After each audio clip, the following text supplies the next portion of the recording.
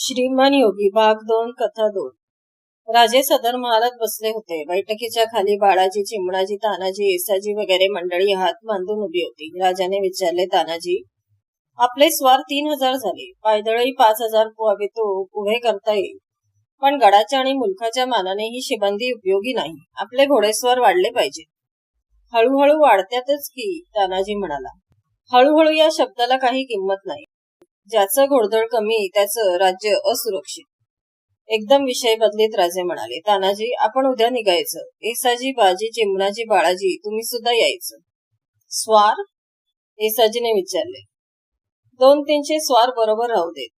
रोहिडेश्वरी जायचं? चिमणाजीने विचारले. राजे म्हणाले, पाहू, जगदंबा बुद्धी देईल तिकडे जाऊ. दुसऱ्या दिवशी राजांनी वाट धरली चाकणची.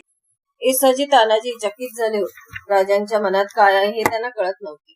विचारायचे धाडस नव्हते. दौड करीत राजे चाकणला पोहोचले. इतक्या थोड्या शिबंदीने राजे दिवसा गडावर येतील ही कोणालाच कल्पना नव्हती. चाकणच्या चौकीदारांचा विश्वास बसत नव्हता. गडाच्या दरवाजात चौकीदाराची धावपळ उडाली. राजांना आत घ्यावे की न घ्यावे याचा विचार ठरत नव्हता. राजे दाराशी येताच गडीचा दरवाजा उघडला गेला. राजांना मुजरे चढले. राजे गडाच्या आत गेले नाहीत. घोडी दरवाजातच थांबली. राजे पायउतार झाले. हवालदार अदबीने पुढे आला. राजे म्हणाले, फिरंगोजींना आम्ही आल्याची वर्दी द्या. जी म्हणत हवालदार धावले. राजे गडी निरखत तिथेच उभे राहिले. थोड्या वेळाने हवालदार आला. राजांना किल्लेदारांनी बोलावले होते. राजे परत स्वार झाले. आपल्या माडीवर फिरंगोजी नरसाळा अस्वस्थपणे येरझाऱ्या घालत होते. शिवाजी अचानक गडीवर येतो हे कल्पनेपेक्षाही वेगळे होते. कशासाठी राजे आले? आदिलशाहीला ही भेट कळली तर? तापांचा आवाज फिरंगोजीच्या कानावर आला. फिरंगोजी खिडकीजवळ गेले. राजे समोरून येत होते. पांढरा शुभ्र घोडा डौलात पावले टाकीत होता. त्याच्या ओठाळीत तांबडी रेशमी काढणी शोभत होती. राजांच्या मस्तकावर जिरेटोप होता. मानेच्या हेलकाव्याबरोबर मोत्याची लडी हेलकावे घेत होती. राजे ताठ मानेने सावकाश येत होते. चेहऱ्यावरची कोवळी दाढी राजांच्या उमदेपणात भर घालत होती. राजे किल्लेदारांच्या वाड्यासमोर पायउतार झाले. सेवकांनी घोडे धरले. फिरंगोजी आपली पगडी सावरीत गडबडीने सामोरी जाण्यासाठी जिना उतरले.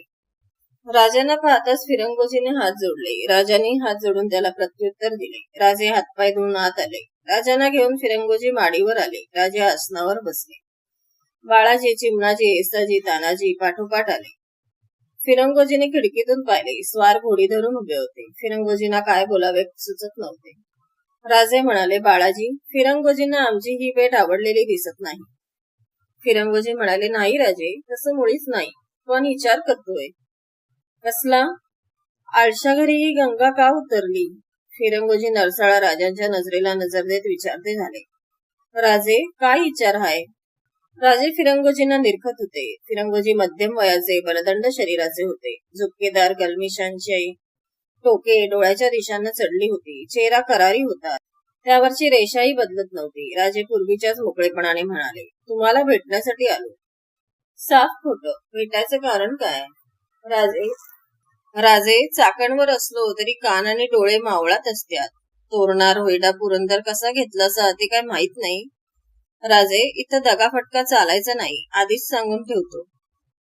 राजे येसाजी, तानाजीच्या कानाला लागले. दोघे उठून बाहेर गेले. बाळाजी, चिमणाजी बसून होते.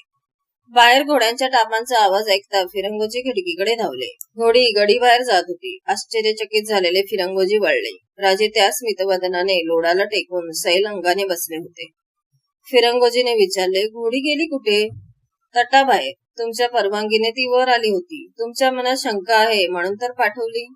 धाड असा आवाज घुमला. फिरंगोजी परत खिडकीकडे धावले. गडाचा मोठा दरवाजा बंद केला जात होता. गडाबाहेर स्वार गेले होते. फिरंगोजी म्हणाले, दरवाजा लावून घ्यायला कोणी सांगितलं? आम्ही सांगितलं. आता गडावर आम्ही तिघे आहोत. तुमच्या आज्ञेशिवाय आम्ही गडाबाहेर जाऊ शकत नाही. फिरंगोजी पुरे अस्वस्थ झाले होते. राजांनी जे सांगितलं ते सत्य होतं. फिरंगोजीने मनात आणले तर दगाफटका करणे सहज शक्य होते. फिरंगोजी म्हणाले, आता दगाफटका झाला तर? करून पहा ना, राजे म्हणाले. फिरंगोजी तचकले. संशय त्यांनी विचारलं, कोण अडवणार? तुम्ही, राजे शांतपणे म्हणाले. काय? फिरंगोजी किंचाळले. फिरंगोजी, तेवढा विश्वास नसता तर आत येण्या इतपत आम्ही का दुधखुळे होतो? माणसाची पारख आम्हाला आहे. सज्जन माणसाला दगाफटका जमत नाही.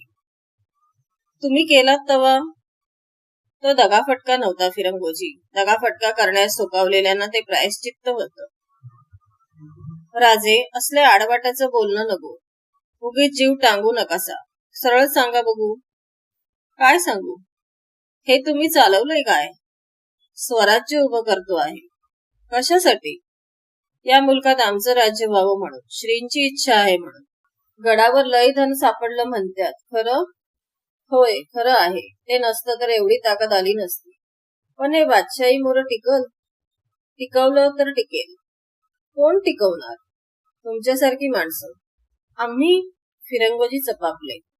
फिरंगोजी, तुमची जात कोणती? अस्वस्थ झालेले फिरंगोजी म्हणाले, हिंदू. तुमची देवळं जागेवर आहेत. देव सुरक्षित आहेत? राजे, किल्लेदार, त्यापेक्षा तुम्ही मुसलमान का होत नाही? एखादी मुलगी शाही जनानखान्यात टाकली तर सुभेदार व्हाल. खबरदार राजे, शहाजीराजे काय मुसलमान झाले? नाही, राजे त्यास शांतपणाने म्हणाले. म्हणूनच 3 शाया फिराव्या लागल्या त्यांना. त्यांच्याही नशिबात कैद येते. महाराजे मुरार जगदैवाचे हातपाय तोडले जातात. मोगल सरदाराचे जात नाहीत. तुमच्याही विरुद्ध आदिलशाही दरबारात आम्ही तक्रार करतो. ती कोणत्या हेतूने? गुन्हा काय तुमचा? तुम्हाला माहित नसेल तर सांगतो. गुन्हा एकच, तुम्ही हिंदू आहात. राज्य मुसलमानी आहे. पण राजे, सत्ता केवढी, ताकद केवढी? राजे खिन्नपणे हसले. फिरंगोजी, कुठून आले हे मोगल? निर्वासित म्हणून आलेला बाबर सम्राट झाला. कुणाच्या जोरावर? कोणी बनवला सम्राट? तुम्ही आम्हीच ना? परक्यांना ही किमया साधते ती तुम्हा आम्हाला का साध्य होऊ नये?